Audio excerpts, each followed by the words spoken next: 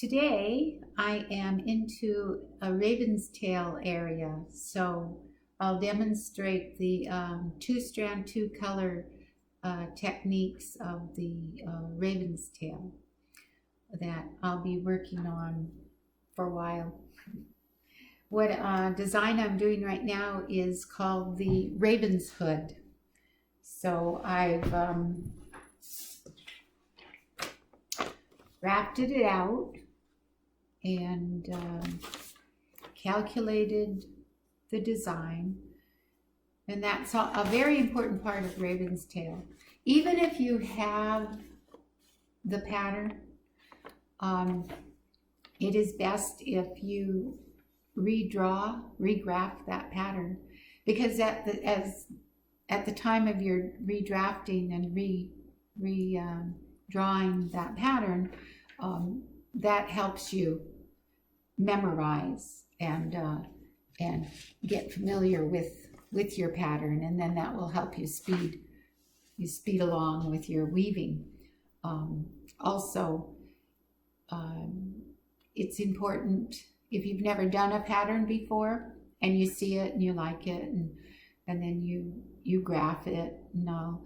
It's important that you also have a little like a sample of good length, 5 inches or so, where you with the weight in the same size material, then you weave it, and then you'll see exactly how it looks with your yarn weight and material that you're working with, and that will help you calculate the depth and the things you'll need to complete that pattern with your project.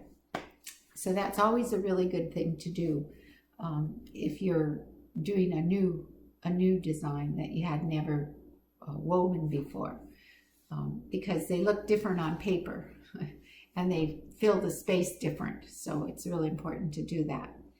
So welcome, and while I'm doing the Raven's Hood pattern, I will read some Raven stories.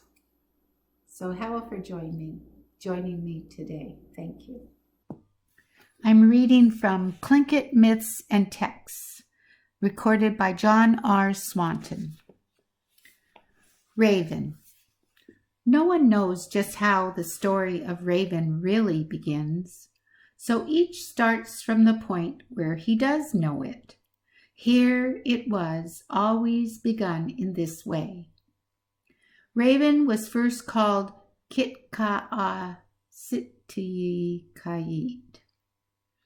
When his son was born, Kitka'o Sitiyika tried to instruct him and train him in every way, and after he grew up, told him he would give him strength to make a world. After trying in all sorts of ways, Raven finally succeeded. Then there was no light in this world.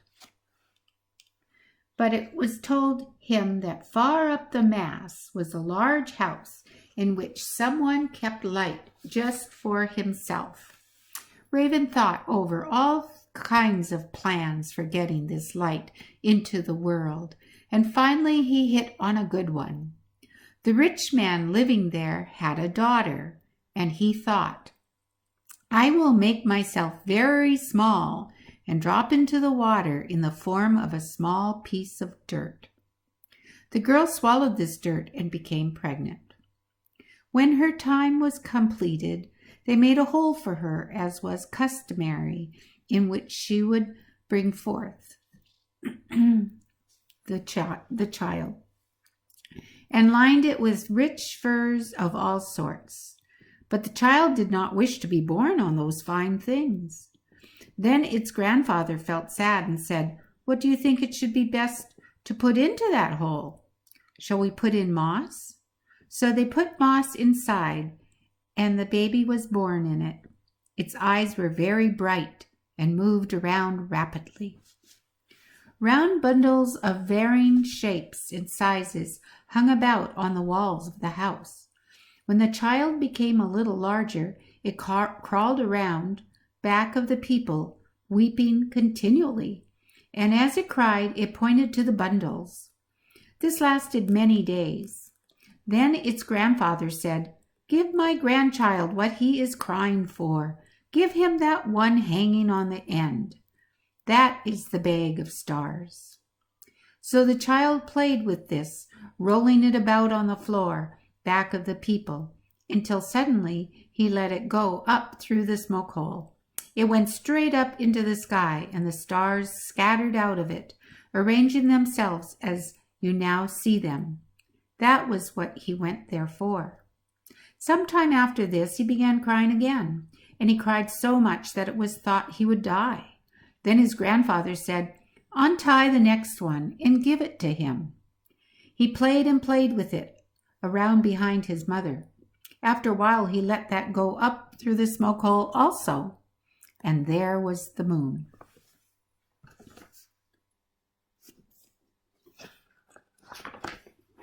Now just one thing more remained, the box that held the daylight, and he cried for that.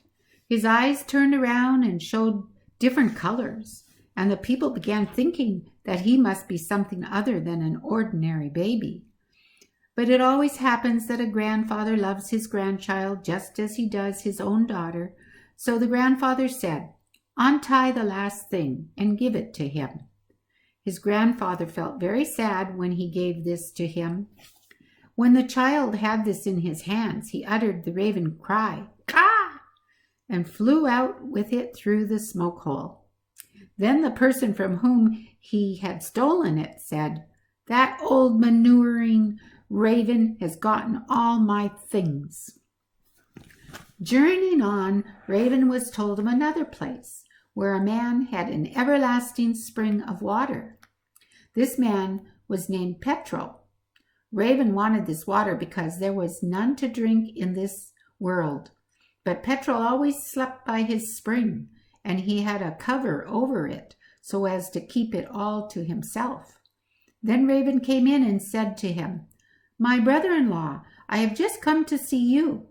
How are you?" He told Petrol of all kinds of things that were happening outside, trying to induce him to go out to look at them. But Petrol was too smart for him and refused. When night came, Raven said, "I am going to sleep with you, brother-in-law."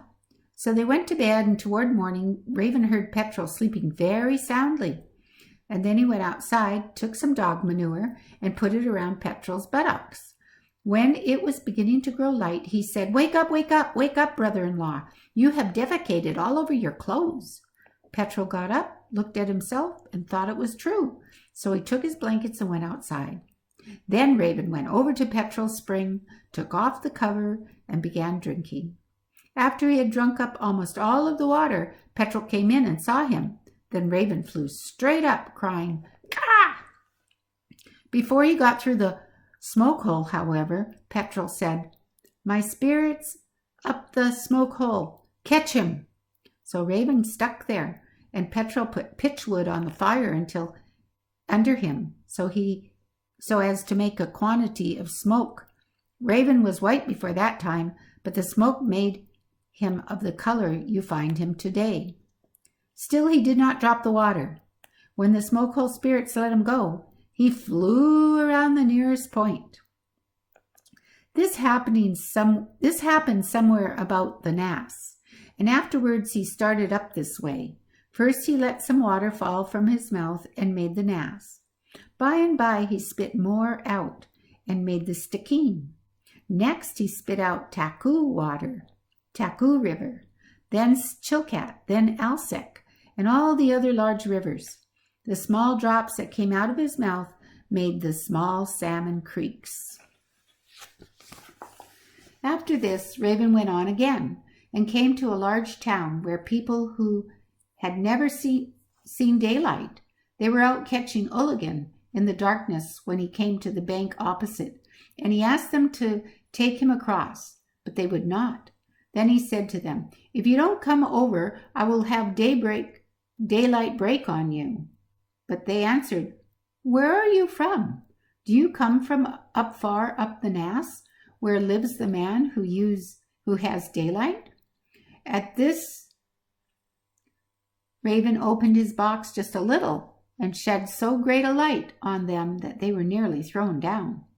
He shut it quickly, but they quarreled with him so much across the creek that he became angry and opened the box completely. And when the sun flew up into the sky,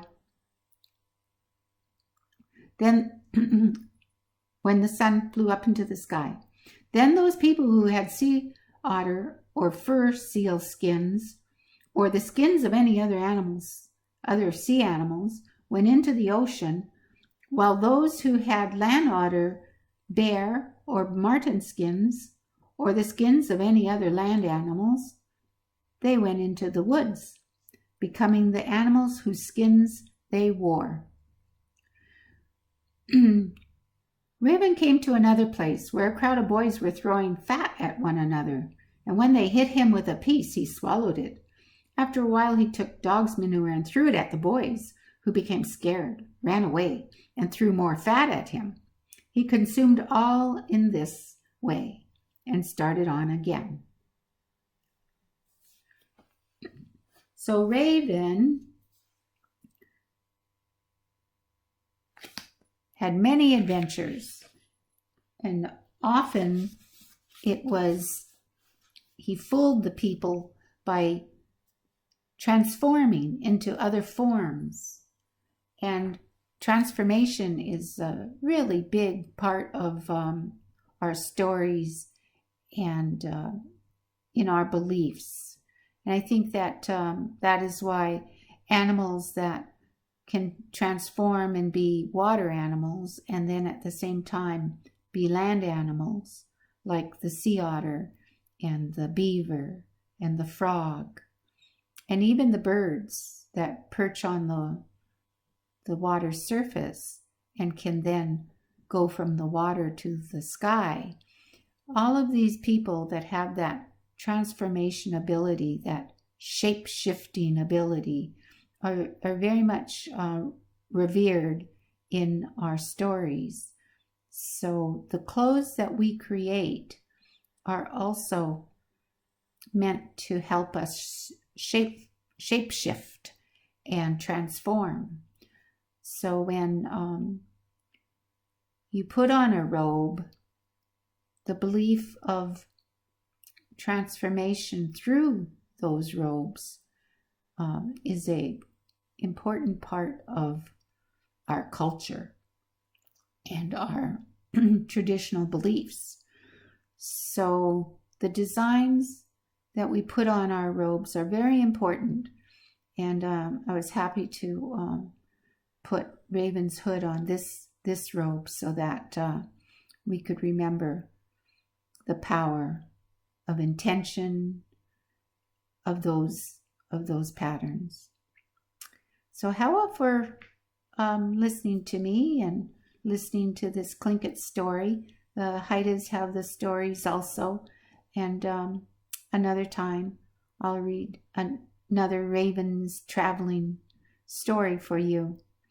But right now, this is the end of my video. So thank you very much for watching me as I weave the 2-color, 2-strand techniques of the Raven's tail. Hawa.